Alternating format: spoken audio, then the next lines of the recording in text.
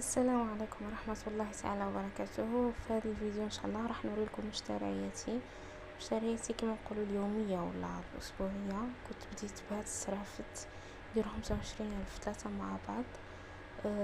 وحده كنت نحيتها وكنت شريت هاد الياسمين يدير من 8,000 ل 10,000.